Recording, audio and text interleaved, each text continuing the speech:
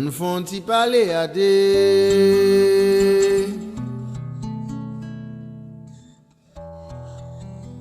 On font-y causer à des. Mais de vérité nous souger pour yo baban, vieux chat, poté. La prise de conscience est avant tout un réveil. Cela signifie ouvrir les yeux de l'intérieur pour rendre conscient l'inconscient et ainsi pouvoir faire le premier pas puis commencer toute une révolution personnelle qui est nécessaire. Ce n'est qu'à ce moment que nous serons capables de nous soigner, de nous défaire de ce qui fait mal et tout simplement d'avancer vers ce que nous méritons. Nombreux sont les philosophes et sociologues qui définissent la société actuelle comme une entité endormie. Nous vivons centrés sur notre moi. Mais il s'agit d'un moi que les autres se sont chargés de narcotiser à travers les branches de la surconsommation, un intérêt extérieur qu'a exploité cette éternelle insatisfaction.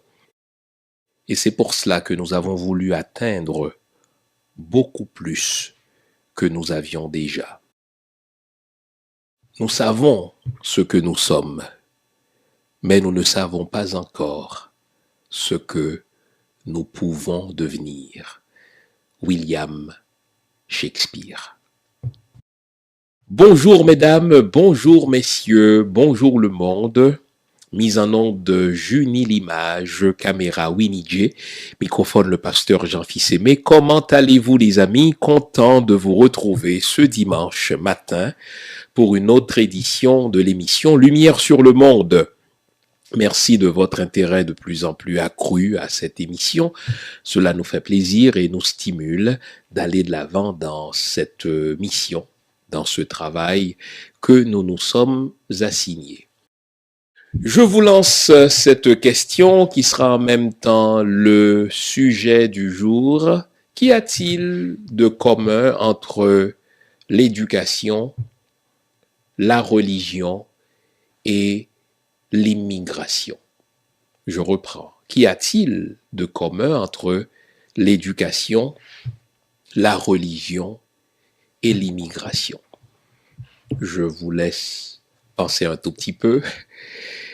Eh bien, c'est que ce sont trois outils qui ont été habilement utilisés par des élites transnationales dans un pays comme Haïti, dans d'autres pays antillais, mais dans des pays africains. Donc, je reprends, ce sont trois outils, l'éducation, la religion et l'immigration, qui ont été habilement utilisés par les élites transnationales, mais aussi par la communauté internationale pour déconstruire, pour déstructurer des populations. Et aujourd'hui, ces trois outils-là, à savoir l'éducation, la religion et l'immigration, sont encore utilisés pour déstructurer, pour déconstruire, mais aussi ils sont utilisés comme des freins au développement.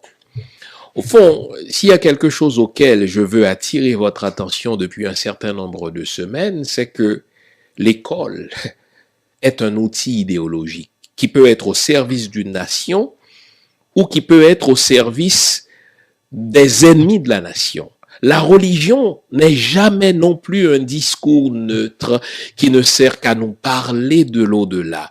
La religion peut être utilisée soit pour zombifier, soit pour aliéner ou comme moteur pour aller de l'avant. Eh bien, à ces deux outils aujourd'hui, j'ajoute un autre, l'immigration.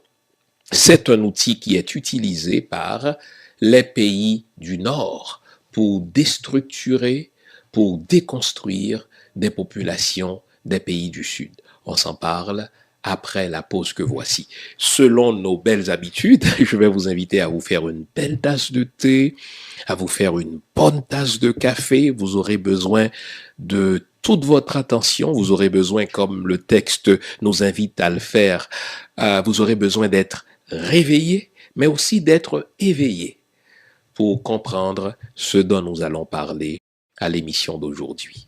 Éducation, religion, immigration, qu'est-ce qu'il y a en commun? C'est ce dont nous allons parler dans les prochaines minutes. À tout à l'heure.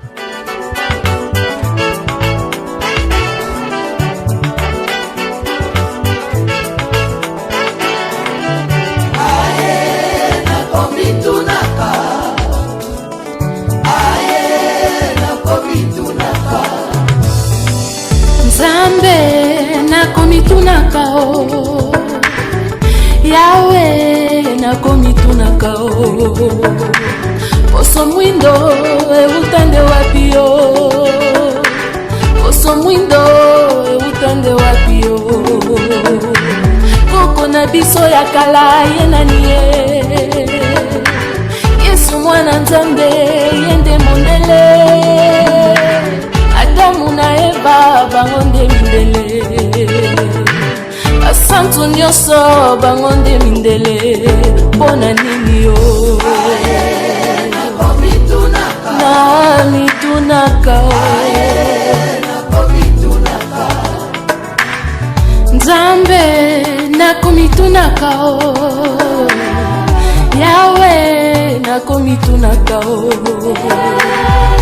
Bukwa Nzambe tomonaka boye, basantu nyonso foto se mindele, banjelu nyonso bango se mindele, soki zabulu foto moto moindo, injustice utande wapi yo na mama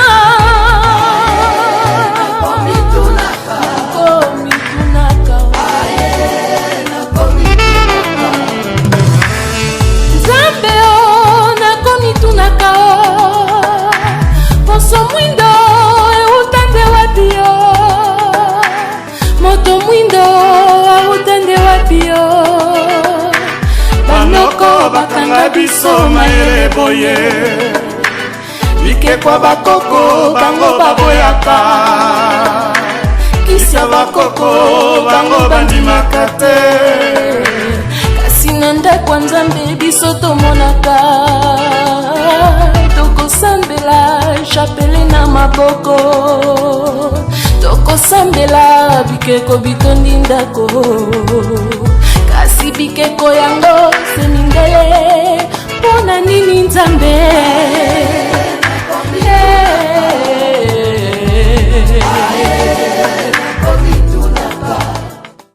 J'espère que vous avez apprécié cette musique congolaise. Eh bien, je félicite cette artiste, une jeune artiste congolaise qui répond au nom de Hansi Nakomitunaka. Hein, voilà, je l'ai réussi du premier coup en plus. Eh bien, je ne connais pas le lingala, tout comme vous, j'imagine, mes auditeurs haïtiens.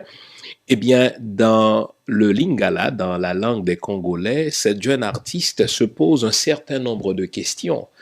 Des questions qui ont fait en sorte que sa musique a été interdite de publication imaginée.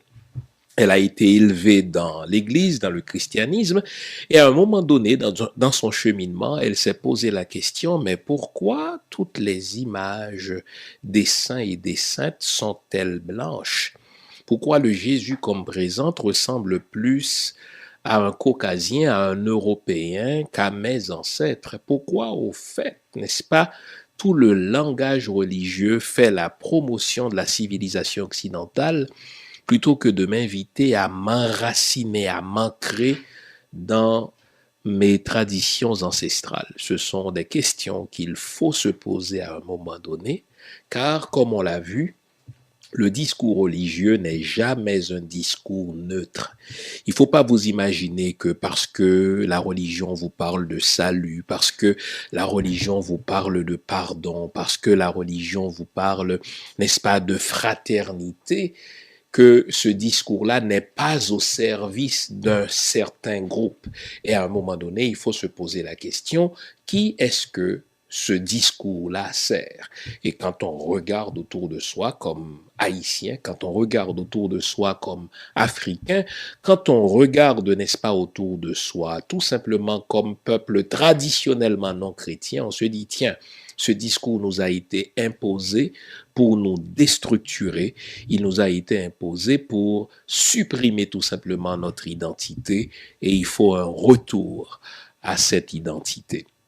Eh bien, aujourd'hui, selon la thématique de l'émission, je vais tenter de vous montrer le lien qu'il y a entre l'éducation, la religion et l'immigration. Immigration, émigration. La différence, l'émigration, c'est celui qui part, l'immigration, c'est celui qui arrive. Mais pour qu'il y ait immigration, il faut bien qu'il y ait émigration quelque part. Alors, en suivant l'ordre du sujet, commençons par parler de l'éducation. Évidemment, en me servant d'exemples haïtiens, nos amis africains, nos amis antillais s'identifient facilement.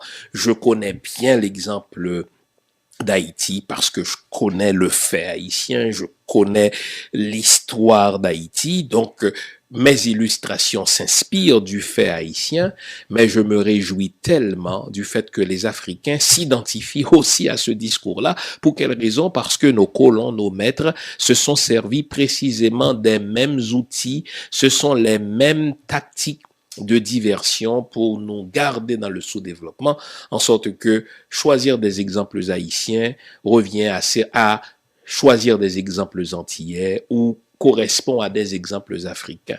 Les maîtres diffèrent. Dans le cas d'Haïti, c'était des Français. Dans le cas du Congo, c'était des Belges. Dans le cas d'autres peuples africains qui ont été colonisés par l'Empire britannique, c'est des Anglais, mais ce sont les mêmes tactiques de séduction. Ce sont surtout les mêmes freins au développement. Alors, je veux qu'on me comprenne. Quand on parle d'éducation, il n'y a rien de plus noble que l'éducation. C'est ce qui nous permet de nous élever, n'est-ce pas, par rapport à la nature, de comprendre cette nature.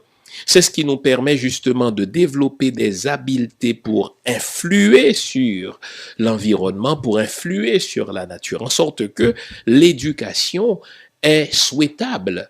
L'éducation est un droit, d'ailleurs c'est reconnu dans le droit international. L'éducation ne doit pas être l'affaire d'une élite. L'éducation c'est un droit et c'est un droit inaliénable. Tous devraient pouvoir accéder à l'éducation. Mais une fois qu'on dit ça, il ne faut pas non plus oublier que c'est toujours quelqu'un qui éduque un autre. Quand on s'éduque, quand on va à l'école, quand on entre dans un système scolaire, il y a toujours des gens qui pensent ce système scolaire-là et qui le font dans une perspective téléologique, c'est-à-dire qui poursuivent un but, qui le font en vue de produire quelque chose ou surtout en vue de modeler l'apprenant pour qu'il réalise tel ou tel but. Et c'est pour cela que tout État sérieux, tout pays qui se prend en main commence d'abord par prendre en main son système éducatif parce que livrer son système éducatif aux mains de quelqu'un d'autre, c'est livrer pour ainsi dire l'avenir d'un pays, livrer pour ainsi dire l'avenir d'une population aux mains de quelqu'un d'autre. Et je vais jusqu'à dire qu'on peut mesurer le sérieux d'un État au budget qu'il consacre à l'éducation. On peut mesurer le patriotisme d'un gouvernement à son système éducatif, c'est-à-dire au cursus du système éducatif. Ce disant, eh bien, je viens pour ainsi dire de poser un certain nombre de critères en fonction desquels il nous faut juger nos gouvernements. Les gouvernements haïtiens, les gouvernements dans les pays antillais, les gouvernements africains. Parlons d'Haïti. J'ai produit un livre sur Haïti qui est sorti il y a à peine 2 mois, dans lequel j'ai repris, si vous voulez, les documents fondateurs de l'État haïtien. Et en vérité, dans mon approche exégétique, j'ai voulu aller voir par moi-même ce qui s'est passé dans les années, dans les siècles précédents, essayer de comprendre, n'est-ce pas, pourquoi nous sommes encore à ce niveau de sous-développement. Et ce que j'ai découvert me renverse aujourd'hui encore. Ce que j'ai découvert me porte à prendre mes distances par rapport à certains ancêtres que j'ai admirés, que je continue d'admirer, mais par rapport auxquels je suis devenu très critique en disant, mais oh là là, je suis déçu par ce qui est écrit par ces ancêtres-là. Exemple, la première constitution d'Haïti, 1805, ce qu'on appelle la constitution impériale, n'est-ce pas, est considérée à bien des égards comme une constitution avant-gardiste, en ce que c'est l'une des rares constitutions qui ne fasse pas une place particulière à la religion. La constitution de 1805 dit clairement que l'État ne va consacrer aucune place particulière, ni ne va accorder aucun privilège particulier à une religion quelconque, et que la liberté de religion est reconnue à tous. Wow, nous sommes quand même en 1805. En un temps où la plupart des États font une place particulière à certaines religions auxquelles, n'est-ce pas, ces pays-là s'identifient. Et que la constitution haïtienne, la première dans l'histoire du pays, dise que nous n'allons accorder aucun privilège particulier, ni accorder aucun droit particulier à tel ministre de telle religion, mais bravo. En ceci, j'applaudis, j'admire mes ancêtres qui ont pensé à créer un État laïque avant la lettre, avant le mot. Mais puisqu'on se dit toute la vérité, qu'on cherche à comprendre pourquoi nous en sommes à ce point, si vous voulez, un retard socio-économique, il faut aussi développer un sens critique par rapport à ces documents fondateurs. Imaginez que la première constitution haïtienne ne prévoit pour une population d'environ 500 000 âmes que 6 écoles pour tout le territoire national. Imaginez une population de 500 000 habitants, le pays est divisé en 6 régions militaires et la constitution haïtienne, la première constitution haïtienne, dans son article 19, prévoit 6 écoles publiques pour une population de 500 000 âmes. J'appelle ça déjà le premier hold-up de ce pays, le hold-up du savoir. Ce qu'on oublie, ce sont les gens qui développent des pays. Ce qu'on oublie, ce sont des cerveaux qui développent des régions. Donc, quand on veut se développer, quand on veut le bien de sa population, eh bien, on s'efforce de lui fournir, n'est-ce pas, tous les outils favorables à son épanouissement. Je ne comprends pas que mes ancêtres, qui se sont battus pour l'indépendance politique de ce pays, mes ancêtres, n'est-ce pas, qui ont juré que désormais tout ce qui mettrait le pied sur ce territoire, qu'on appelait, n'est-ce pas, l'Empire d'Haïti, serait considéré comme des gens libres, je ne comprends pas que mes ancêtres n'aient prévu que 6 écoles publiques pour une population de 500 000 âmes. Selon vous, pour une population de 500 000 âmes, quand on prévoit 6 écoles publiques, une école par division militaire, quels sont ceux qui iraient à cette école-là ou à ces écoles-là? Essayons d'imaginer dans une division militaire, n'est-ce pas? Pensez-vous que ce soit les enfants des hommes et des femmes les plus pauvres qui avaient accès à cette école publique-là, puisqu'il n'y en avait qu'une par division militaire? Poser la question, c'est y répondre. Eh bien, le calcul était le suivant. Si les masses sont éduquées, si les masses sont éclairées, Si les masses ont accès au pain de l'instruction, c'est que nous, les élites, on n'aura plus notre place.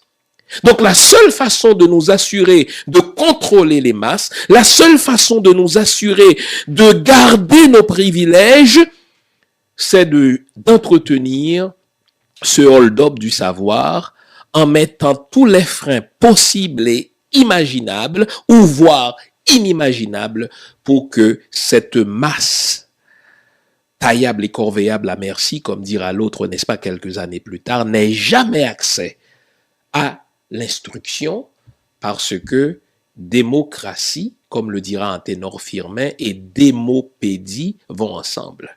C'est bien beau de me dire que j'ai le droit de voter pour mon dirigeant. C'est bien beau de dire que je suis libre politiquement. C'est bien beau de dire que cette terre désormais serait une terre de liberté. Mais si, parallèlement à la liberté politique, je suis privé du pain de l'instruction, eh bien, vous venez de me priver, pour ainsi dire, de la vraie liberté, la liberté de penser, la liberté de choisir, la liberté de se donner un destin selon ses propres talents. Et voyez-vous cela, ce premier frein au développement du pays, il existe encore. C'est une constante dans l'histoire du pays. Même lorsqu'on va multiplier les écoles, même lorsqu'on va multiplier les institutions scolaires, même lorsqu'on va multiplier les lieux de scolarisation, ces institutions resteront des lieux de mémorisation, mais elles resteront surtout, n'est-ce pas, des centres élitistes auxquels les masses n'ont jamais accès. En sorte que, même si en théorie, à un moment donné, il va y avoir plein d'écoles à partir de 1860, mais ces écoles-là vont demeurer idéologiquement des outils qui vont faire en sorte que ce pays-là n'aille pas de l'avant, ou bien des outils qui vont diviser les élites d'avec les masses. Je voudrais, à cet effet, vous apporter quelques statistiques, des statistiques tristes. Des statistiques qui vont vous faire réaliser que quand on parle de retard socio-économique d'une population, quand on parle de retard socio-économique d'un peuple, quand on parle de retard socio-économique d'un pays, l'explication n'est jamais magico-religieuse. Si on prend le temps de chercher l'explication, eh bien on va la trouver soit dans le niveau de l'éducation, soit dans le type d'enseignement religieux qu'on reçoit, ou, comme je vais en parler tout à l'heure, dans le type de politique d'immigration ou d'émigration qui est développée par ce pays. Je vais vous lire des statistiques qui me viennent du livre de Jacques Barrot, le 2e volume. Écoutez bien. Jusqu'en 1848, nous avons eu notre indépendance en 1804, nous sommes en 1848, donc plus d'une quarantaine d'années plus tard, sur tout le territoire du pays, il y avait pour toute la population, une population qui est évaluée alors à 1,2 million d'habitants, il n'y avait que 3 lycées, 51 écoles primaires, délabrées la plupart du temps, et sur une population, dis-je, de 1,2 million d'habitants, il n'y avait que 9000 élèves. En termes de taux, écoutez bien ce que ça représente. Ça veut dire qu'il n'y avait que 0,72% de la population haïtienne qui avait accès à l'école, donc moins de 1%. Et quant aux enfants en âge de scolarisation, il n'y avait que 2,69%. Donc moins de 3% des enfants qui sont en âge de scolarisation en 1848 allaient à l'école. Et si on met ça au niveau global de la population, c'est moins de 1% de la population haïtienne qui fréquentait l'école. Aujourd'hui, lorsqu'on réfléchit sur le retard socio-économique d'Haïti. Encore une fois, n'allez pas chercher trop loin. N'allez pas chercher dans le ciel comme si Dieu avait une malédiction dont il nous frappait. N'allez pas chercher, n'est-ce pas, dans les diableries comme quoi nous sommes tellement dévoués au service des diables et des démons que ces diables-là nous empêchent de nous développer. Non. Ce sont des humains qui développent des pays. Ce sont des cerveaux qui pensent le développement. Et pour que des humains puissent développer un pays, pour que des cerveaux puissent développer, n'est-ce pas, leur environnement, il faut bien qu'on leur fournisse les outils pour ce faire. Il faut bien qu'on leur fournisse le pain de l'éducation. Vous notez quand je vous ai parlé de Constante, première constitution d'Haïti, 1805. On ne prévoit que 6 écoles gratuites pour 500 000 habitants. En 1848, nous sommes environ 1,2 million, moins de 1% de la population haïtienne, n'est-ce pas, a accès à l'éducation, et quant aux enfants, c'est quand même moins de 3%.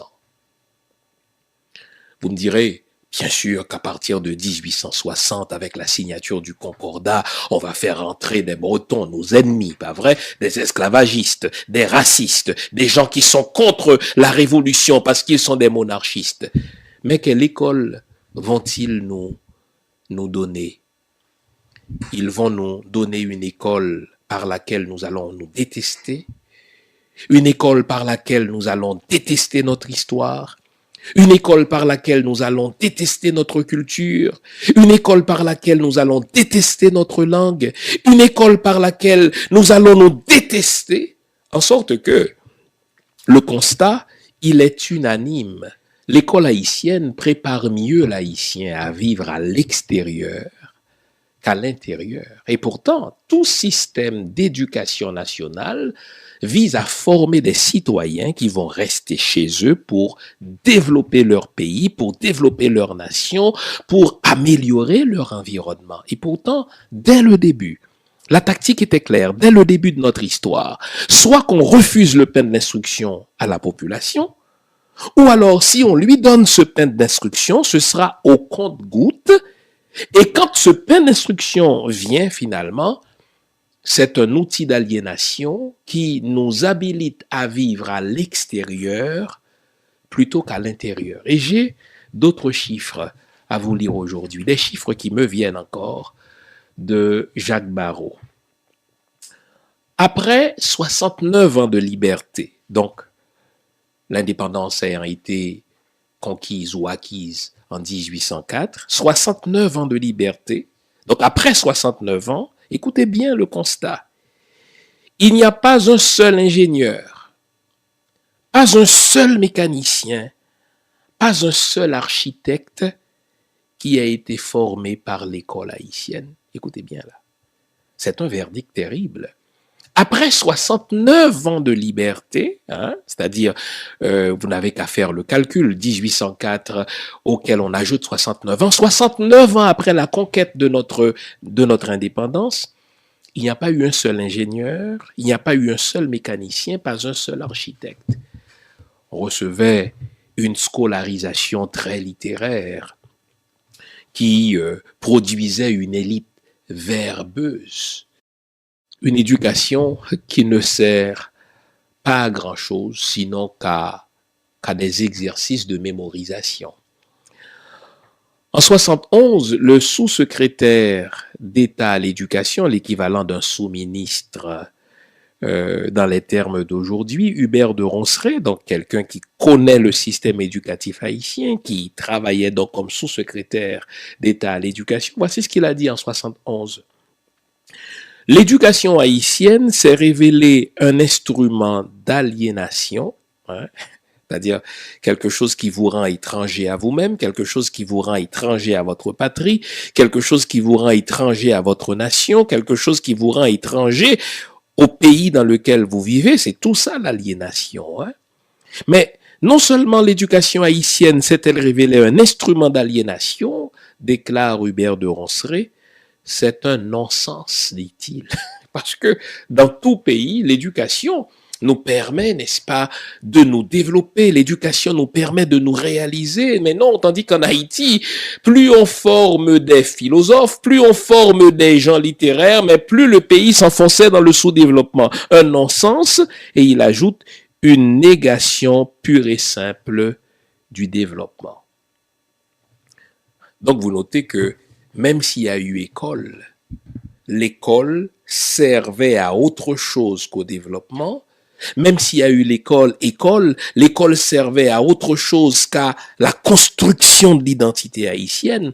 Même s'il y a eu l'école servait en réalité plus à aliéner la population en sorte que, comme je l'ai dit au début de l'émission, en Haïti, et c'est la même chose dans les pays africains, c'est la même chose dans les pays antillais, en Haïti, l'éducation ou la scolarisation est un outil d'aliénation, donc un frein au développement.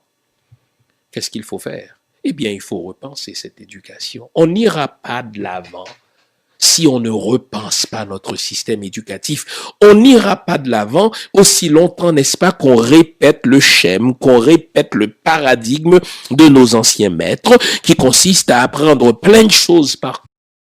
Non seulement chez nous, c'est un exercice de mémorisation, mais c'est un cursus inadapté à notre réalité. C'est pas un cursus qui est fait pour nous. Et en plus, c'est un parcours de combattant. C'est plus un système qui cherche à éliminer qu'à massifier l'éducation. C'est plus un système qui cherche à créer des élites transnationales qu'à élever la masse dans une véritable démopédie, pour reprendre la formule d'Anténor Firmin. En termes de bilan, vous imaginez depuis 1805 qu'on avait prévu 6 écoles publiques. En 1860, lors de ce traité, donc ce concordat entre l'État haïtien et le Vatican, qui va ouvrir des portes aux écoles congréganistes. Mais quand on fait le bilan de tout cela, que fait l'école en Haïti? L'école dénature l'haïtien. Que fait l'école en Haïti? Elle déconstruit l'identité haïtienne. Que fait l'école en Haïti? Elle déstructure la société haïtienne en sorte qu'elle divise les élites d'avec les masses. Et ça, ce n'est pas un fait divers. Ça, ce n'est pas quelque chose qui est arrivé par hasard, c'est quelque chose qui a été conçu pour empêcher que par l'éducation, Haïti ne s'élève. À l'éducation formelle, il faut parler, il faut ajouter l'éducation religieuse. La religion, elle est nécessaire, qu'on comprenne. Dans la mesure où la religion nous permet de réfléchir à une réalité immatérielle. Je suis de ceux qui croient que l'humain n'est pas fait que de matière. Je suis de ceux qui croient que le réel n'est pas réductible au visible. Je suis de ceux qui croient que le réel n'est pas réductible au mesurable, au quantifiable. Je crois qu'en réalité, ce qui n'est pas quantifiable, ce qui n'est pas visible, ce qui n'est pas mesurable est beaucoup plus totalisant que ce qu'on peut voir ou toucher. C'est une chose que de dire que la religion est utile, mais c'est une autre chose que de dire, tiens, puisqu'elle est utile, allons-y tête baissée. Non. Parce que dans l'histoire, la religion a toujours été un outil idéologique aux mains d'une certaine élite. Soit que l'élite décide de travailler au bien d'une communauté, la sienne, ou alors elle utilise cette religion, le discours religieux, pour garder une masse, pour garder une population dans la suggestion, ce qu'on va appeler plus tard dans le sous-développement. Or, c'est précisément ce à quoi la religion a toujours servi en Haïti. Nous allons le voir, que ce soit du côté catholique, ou du côté protestant, des deux côtés, n'est-ce pas? Nos anciens maîtres français ou nos nouveaux maîtres les Américains, n'est-ce pas? Du moins, c'est ce qu'ils croient, c'est ce qu'ils prouvent d'ailleurs. Au fur et à mesure qu'on regarde l'histoire d'Haïti, ont utilisé la religion comme outil de suggestion, comme outil de zombification, pour répéter le mot de mon livre là.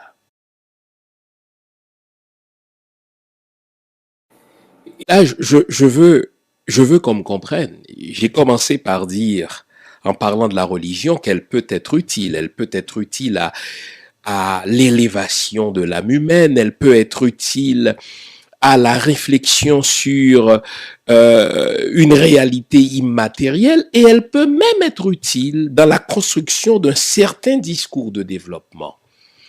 Max Weber, au siècle dernier, l'a démontré dans son maître ouvrage « L'éthique protestante et l'esprit du capitalisme ». Dans ce livre-là, Max Weber a montré comment un certain ethos protestant, un certain discours, n'est-ce pas, de la religion réformée a aidé au développement de l'Europe, en ce que ce qu'on enseignait aux réformés dans des églises réformées, c'était que peu importe votre métier, vous devez y voir une vocation et développer, n'est-ce pas, vos talents comme quelque chose qui nous vient de Dieu et que nous devons développer pour faire plaisir à Dieu, pour la gloire de Dieu, pour répéter la formule consacrée chez les protestants, chez les gens de foi réformés.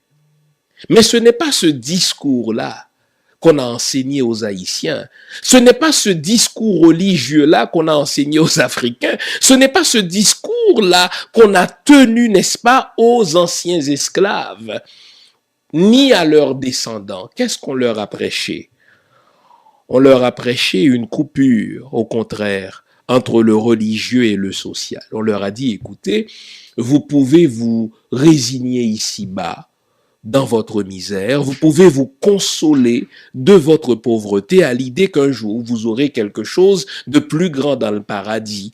Même si ça va mal ici-bas, c'est pas grave. Jésus est en train de vous préparer, n'est-ce pas, un palais en or. Cette coupure, cette césure entre le social et le spirituel, cette césure grâce à laquelle, n'est-ce pas, on nous invite à vivre dans l'au-delà, déjà ici-bas, cela a contribué à l'aliénation des populations africaines, de la population haïtienne qui sont devenues, n'est-ce pas, chrétiennes.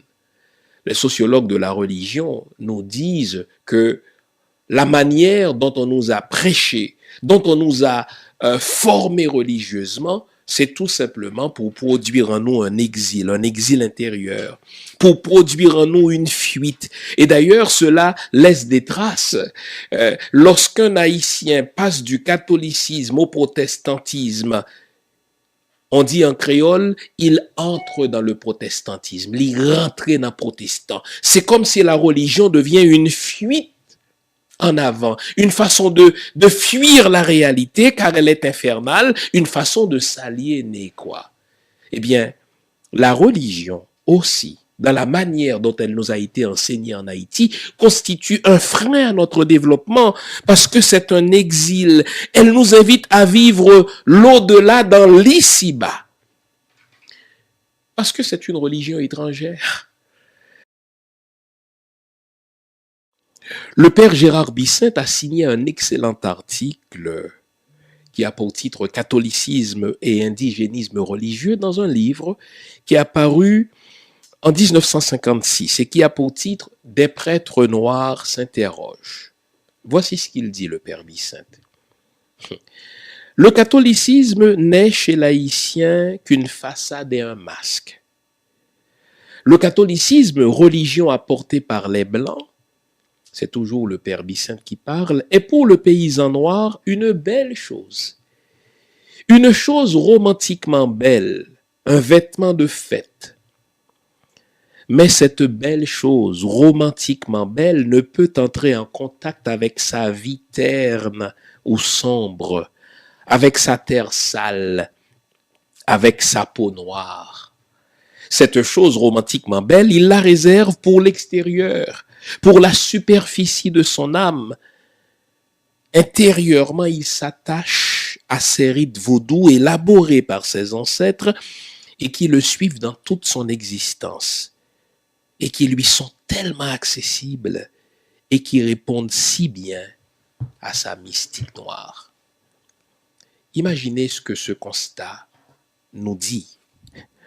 On nous impose une religion comme étant parole de Dieu. On nous l'a imposée, vous vous souvenez, n'est-ce pas, depuis notre arrivée à Saint-Domingue comme esclaves.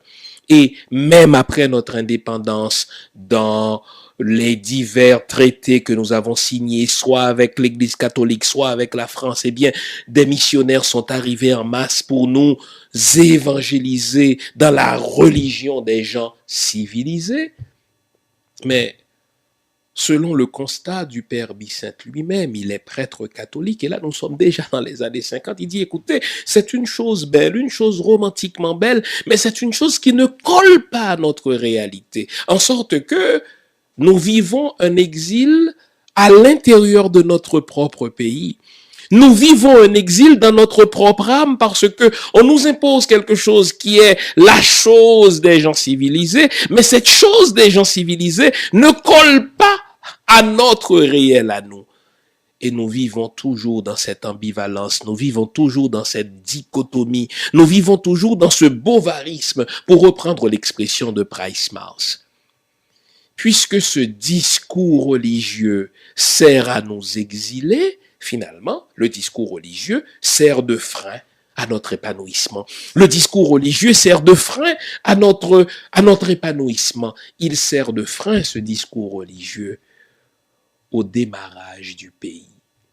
Donc vous notez que, en ce sens, et la scolarisation, donc l'éducation formelle, et la religion, donc le discours religieux, servent le même objectif.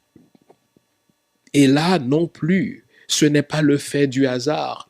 C'est quelque chose qui a été pensé, c'est quelque chose qui a été conçu à dessein pour que par notre propension à la croyance, pour que par notre propension à la religiosité, nous n'allions pas de l'avant, que nous restions, n'est-ce pas, là où nous étions au moment où nous avons osé proclamer notre indépendance. Et là, celui qui décrit la réalité de l'haïtien en matière de religiosité, en matière de grille magico-religieuse, pour lire le réel, c'est le romancier Idriss Saint-Amand. Voici ce qu'il écrit dans Bon Dieu rit. C'est tellement vrai, c'est tellement juste ce qu'il nous décrit dans son roman, en parlant du paysan haïtien. Écoutez, en vérité, moi, je comprends rien dans toutes ces choses. Nous faisons des cérémonies vaudou, ça ne rapporte rien. La misère nous tue. Nous allons à l'église catholique et la misère demeure toujours. Chaque jour, la misère devient plus terrible. Nous nous faisons protestants et également rien ne change. Parce que on nous a enseigné la religion comme si la religion allait être la panacée de nos problèmes sociaux, comme si la religion allait être la panacée de nos problèmes économiques. Et là, nous passons d'une religion à une autre, nous passons d'un discours religieux à un autre, sans solution, parce que ce n'est pas une grille magico-religieuse qu'il faut poser sur le réel haïtien, car ce sont des humains qui développent un pays, et non les dieux ou les diables. Et Charles Poisset-Romain, qui est le sociologue du protestantisme haïtien, conclut en ces termes. Dans la manière dont on nous a enseigné la religion en Haïti, en particulier dans les sectes protestantes, dit Charles Poisset-Romain, le social est amputé de sa dimension politique. Voilà quelque chose qu'il faut noter dans la manière dont on nous enseigne la religion en Haïti. Non seulement le social est amputé, ou le spirituel est amputé de son côté social, c'est comme ça qu'il faut le dire, donc le spirituel est amputé de son côté social, nous sommes comme des esprits éthérés qui dépendent de Jésus pour leur survie ou leur subsistance sur terre, mais écoutez bien, le social, nous dit Charles Poisset-Romain, est amputé de sa dimension politique. Écoutez un pasteur haïtien prêcher. Si tu as besoin de travail, mais ce n'est pas nécessaire de de devenir ingénieux pour te créer un travail et encore moins nécessaire de le demander à l'État. C'est à l'État de créer des conditions propices à la création d'emplois. Non, demande-le à Jésus. Jésus va opérer un miracle. Jean Price Mars parle dans ce sens-là de la pensée miraculaire, n'est-ce pas, du protestant haïtien. On s'attend toujours à un miracle. Si tu as besoin de soins de santé, il faut pas exiger que l'État crée des hôpitaux, mais il faut compter sur Jésus. Et un pasteur ou un prophète aujourd'hui, n'est-ce pas, vont t'imposer la main et là tu vas être guéri. Mais ça, c'est la résignation. Cette mentalité de résigné, cette mentalité de fataliste n'est pas tombée du ciel. Cette mentalité-là nous a été systématiquement enseignée pour que nous apprenions à rester tranquilles et qu'on ne se soulève jamais contre des états de fait dégradants pour notre humanité. L'école, la religion, donc la manière dont cette religion nous est enseignée en Haïti, sont des blocages, sont des freins à notre développement. Mais j'ai parlé de 3 freins. J'ai parlé de l'école, j'ai parlé de la religion, mais j'ai aussi parlé de l'émigration, de l'immigration. Qu'est-ce que ça vient chercher? On s'arrête ici, une petite pause musicale. Au retour de la dite pause, je vais vous montrer comment l'émigration, dès le début du siècle dernier, a été associée à la scolarisation et au discours religieux pour empêcher que ce pays ne se développe et que cette population ne puisse rien faire à l'intérieur de son pays. On s'arrête ici. On se retrouve de l'autre côté de la pause. Du nom de Lucien Prophète qui a fait ses recherches doctorales sur le lien entre l'émigration et le développement. Au fait, il a montré comment les politiques d'immigration du Canada, n'est-ce pas, constituent un blocage au développement d'Haïti. Donc lui, c'est clair, dans sa thèse de doctorat, il fait le lien entre les politiques d'immigration du Canada, les politiques d'immigration du Québec et le blocage au développement d'Haïti. Donc là, il faut que je fasse un peu d'histoire. Jusqu'en 1908, jusqu'en 1910, eh bien, l'Haïtien n'émigrait pas. Bon, c'est sûr qu'il y avait quelques fils de l'élite haïtienne qui partaient en France pour faire des études et qui revenaient. Il y en avait qui partaient, n'est-ce pas, aux États-Unis aussi, mais c'était marginal. À partir de 1908-1910, on va commencer à inciter les Haïtiens à aller travailler dans les Afra à Cuba ou bien dans les Batés en République dominicaine. Mais jusque-là, oui, voilà, on notait le phénomène, mais ce n'était pas un phénomène, n'est-ce pas, qui vaut la peine d'être noté puisque ça restait marginal et ne constituait pas, pour ainsi dire, une vague, comme on va en parler plus tard, une vague d'émigration des paysans haïtiens. Le phénomène de l'émigration haïtienne va commencer avec l'occupation américaine et c'est à dessein. Parce que les Américains faisaient face à beaucoup de résistance dans les campagnes haïtiennes, dans la paysannerie haïtienne. Qu'on se souvienne, n'est-ce pas, des Cacos, qui étaient des paysans armés qui faisaient résistance à l'occupant parce que ils ne sont pas libres pour rien, ces paysans-là, et l'Haïtien est pétri de liberté. C'est pas pour rien que nous sommes quand même la première république noire au monde. Eh bien, lorsque les Américains se sont rendus compte de la résistance et de l'hostilité des paysans haïtiens face à l'occupation américaine, ils vont utiliser toutes sortes de manœuvres pour déstructurer l'économie paysanne, de manière à inciter les paysans à laisser le pays. Ce que notre ami Lucien Prophète, justement, appelle les push factors, les facteurs qui consistent à pousser une population à laisser son pays, à laisser son environnement pour aller vivre ailleurs. Les Américains vont commencer à encourager la production du sucre, la production du sisal, la production de la bauxite, ce qui répondait à leurs besoins spécifiques, mais qui en réalité affaiblissait l'économie haïtienne, l'économie paysanne, et devant le désarroi que cette réorientation de la production haïtienne, devant cette réorientation de la production haïtienne par les Américains, donc devant ce désarroi que cela va provoquer dans l'économie haïtienne, eh bien, les paysans vont se sentir incités à laisser la campagne pour se rendre à la capitale dans un premier temps et dans un second temps à se rendre, n'est-ce pas, en République dominicaine, encouragés par les Américains dans les batailles, ensuite à Cuba, dans les Afras, encouragés encore une fois par les Américains.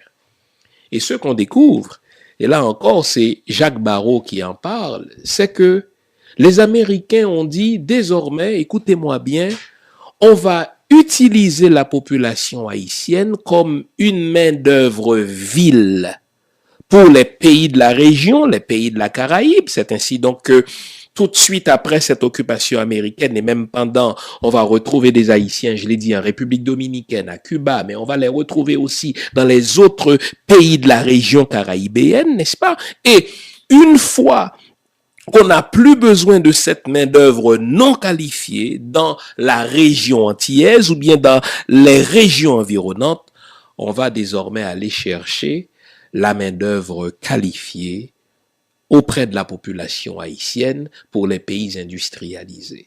Est-ce que vous notez le plan? L'éducation qui dans tout autre pays sert d'outil de développement, dans notre pays sert de frein au développement parce que ce n'est pas vraiment de l'éducation, c'est tout simplement un exercice d'aliénation selon les mots d'Hubert de Ronceret.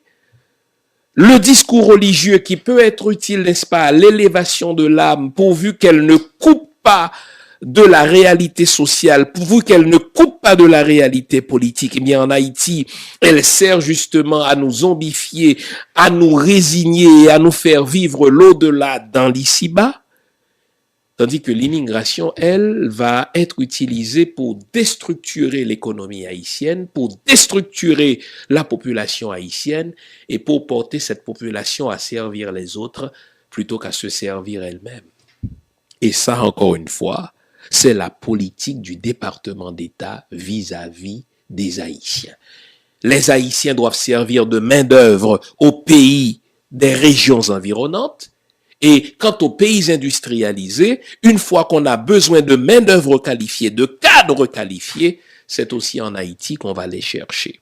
Et si vous voulez pousser, n'est-ce pas, plus loin, encore une fois, cette politique qui consiste à créer en Haïti des facteurs d'instabilité, des facteurs de pauvreté, donc à maintenir ces facteurs qui poussent l'Haïtien à laisser le pays, tandis que ces pays qui ont besoin de nos cerveaux, qui ont besoin de nos main-d'œuvre qualifiées, vont mettre sur pied des politiques incitatives pour nous attirer. Si vous voulez pousser ça plus loin, encore une fois, je vous réfère à la lecture de la thèse de doctorat de mon compatriote Lucien Prophète, qui est consacrée justement à la politique d'immigration comme frein au développement des petits pays, mais également comme outil de développement pour les pays industrialisés. Nous sommes au 21e siècle, pas vrai? Le 21e siècle repose sur l'économie du savoir. En fait, le plus grand capital, ce n'est pas l'argent. Le plus grand capital, ce n'est pas le béton. Le plus grand capital, ce n'est pas la technologie. Le plus grand capital, c'est le cerveau, c'est le savoir. Le plus grand capital, ce sont les ressources humaines. Et les pays qui nous entourent, avec qui nous faisons de la diplomatie, le savent, puisque 61% de la population haïtienne a moins de 25 ans. 43% de la population haïtienne a moins de 15 ans. Donc 15% d'enfants de moins de 5 ans. C'est pas pour rien que un pays comme le Brésil, il y a quelques années, avait offert la résidence permanente à tout Haïtien, y compris ceux ceux qui vivent même à l'extérieur d'Haïti. Le Brésil était prêt à nous accueillir tous et toutes. Savez-vous que de l'immigration ou de l'émigration haïtienne, qu'on évalue peut-être, les chiffres les plus libéraux parlent de 3,5 millions, les plus conservateurs parlent de 1,5 million, eh bien, 64% de cette manne de l'émigration haïtienne se retrouve en Amérique du Nord, les États-Unis et le Canada, 5% en Europe et 26% en Amérique latine et dans le bassin des Caraïbes. Mais la question à se poser, un pays dont tout le monde semble dire du mal, pourquoi ces mêmes pays qui disent du mal de nous plongent les deux mains dans ce qu'on appelle la fuite des cerveaux haïtiens, dans ce qu'on appelle l'hémorragie des compétences haïtiennes. Et cela n'a pas commencé hier. Cela a commencé dans le cas du Canada depuis les années 60. Et je vous ai dit, n'est-ce pas, dès le début de l'occupation américaine, le département d'État a dit, il nous faut déstructurer cette société en faisant de la population haïtienne une main-d'œuvre vile pour les pays de la région, Cuba, la République dominicaine, la Martinique, Guadeloupe, n'est-ce pas? Et par la suite, on va aller chercher les ouvriers qualifiés, les cadres supérieurs dans cette population. Eh bien, le calcul, il est simple. En moyenne, ça prend entre 150 à 200 000 $, mettons, pour former un médecin, et on forme un médecin pendant 10 ans, pour prendre l'exemple du Canada. Eh bien, on dit, nous, on va faire notre développement en parlant du Canada, en parlant des États-Unis, en faisant d'Haïti un club école.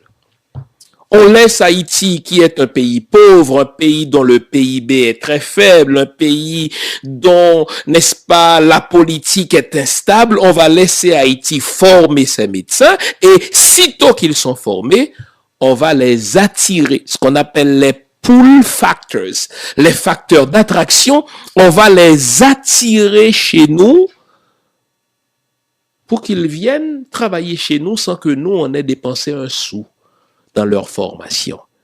Écoutez bien, savez-vous que 40% des médecins qui sont formés en Haïti vont pratiquer de fait en Amérique du Nord, aux États-Unis et au Canada?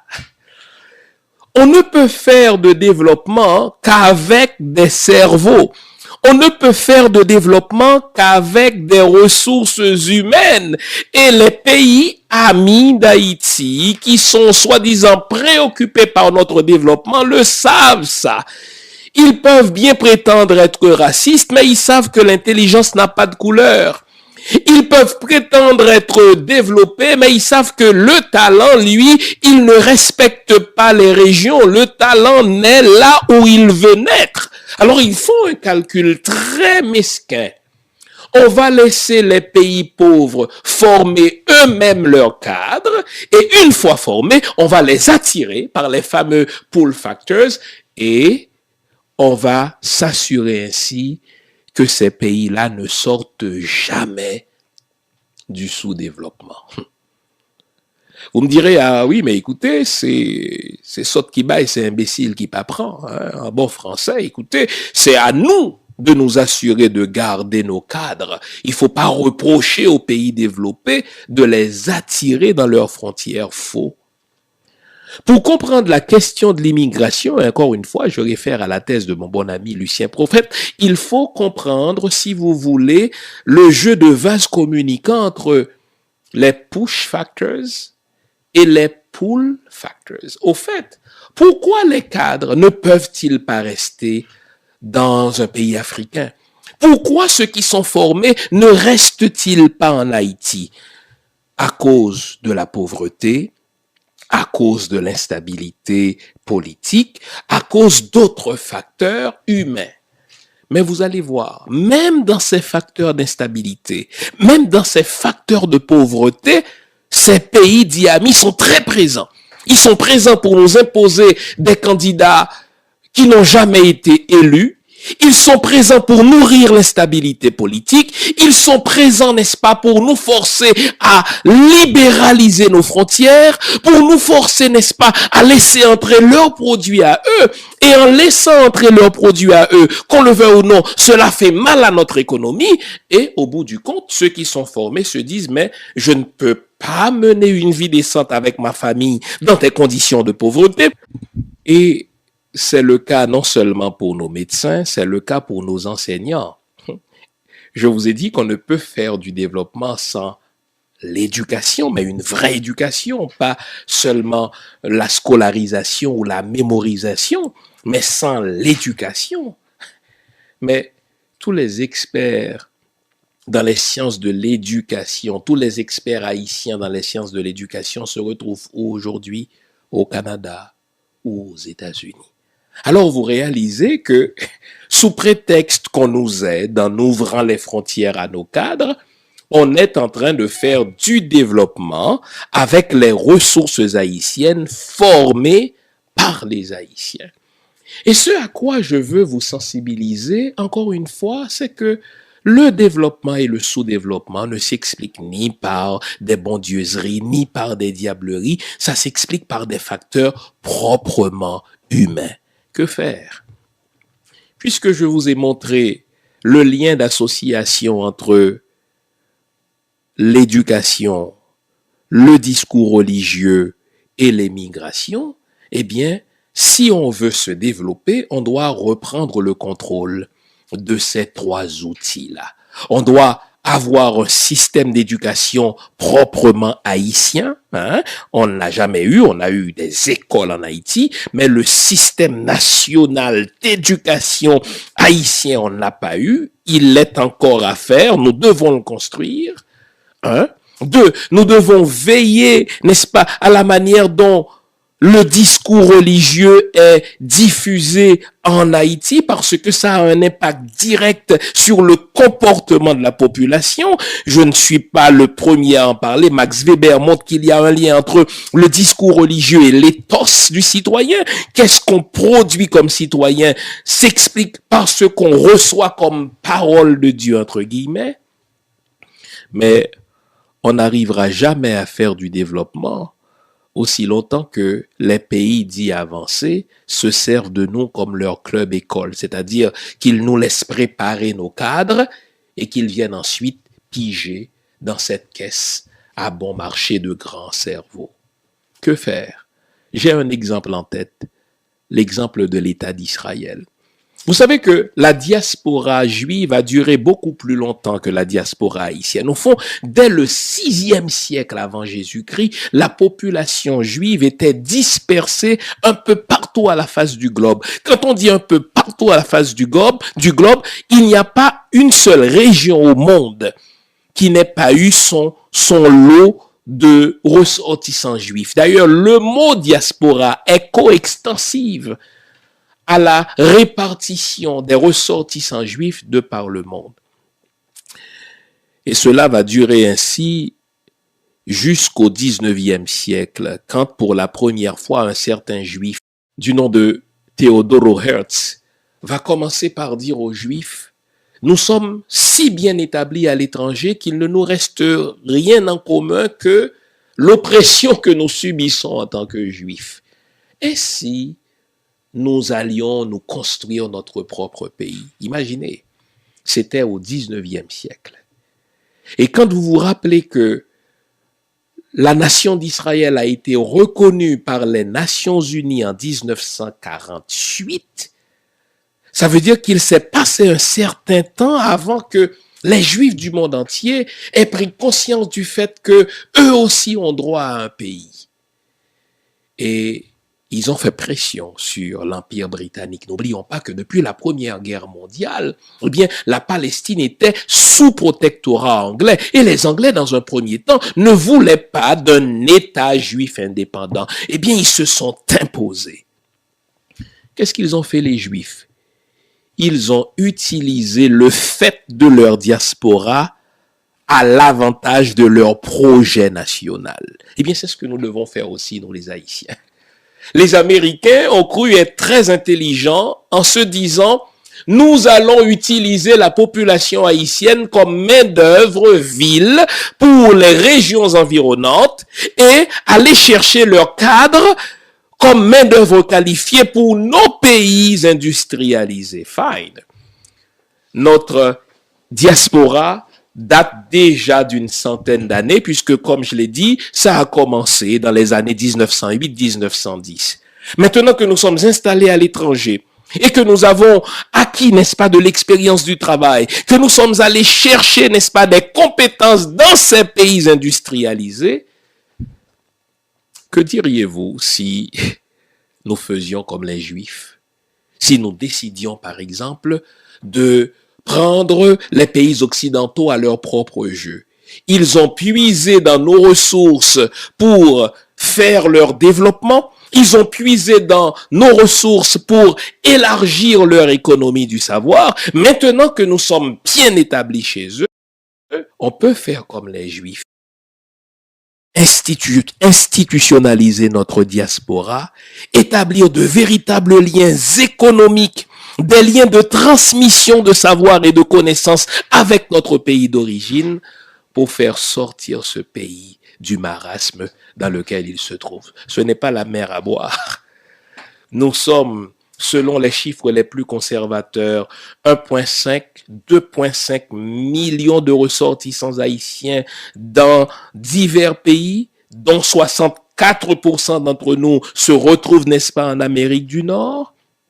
Si on décidait de resserrer nos liens, quand je dis resserrer nos liens, il ne s'agit pas seulement d'envoyer de l'argent, n'est-ce pas, une fois par mois pour tel cousin, pour telle tante. Il s'agit de mettre de véritables structures en place pour resserrer les liens entre nous, la diaspora, et notre pays d'origine, des liens de transmission de savoir, des liens de transmission de technologie, des liens de transmission de compétences, et surtout, faire bénéficier à notre pays d'origine de notre poids économique. Ce n'est pas la mer à boire, c'est une question de volonté. Si on veut, on peut. Qu'on reprenne en main notre système éducatif, qu'on serre de près le discours religieux, comme tout État sérieux le fait, et qu'on institutionnalise la diaspora de manière à ce que cette diaspora resserre les liens avec le pays d'origine pour la transmission des diverses sortes de savoirs et de compétences. Merci d'avoir été à l'écoute. On se retrouve la semaine prochaine. Abonnez-vous à cette page pour que vous en soyez informés au moment même. Likez la page et aussi partagez nos vidéos. Quant à nos amis qui sont intéressés à avoir nos livres, eh bien, ils sont disponibles sur ma page www.jeanfilsaimé.com ou bien sur amazon.ca ou sur amazon.com.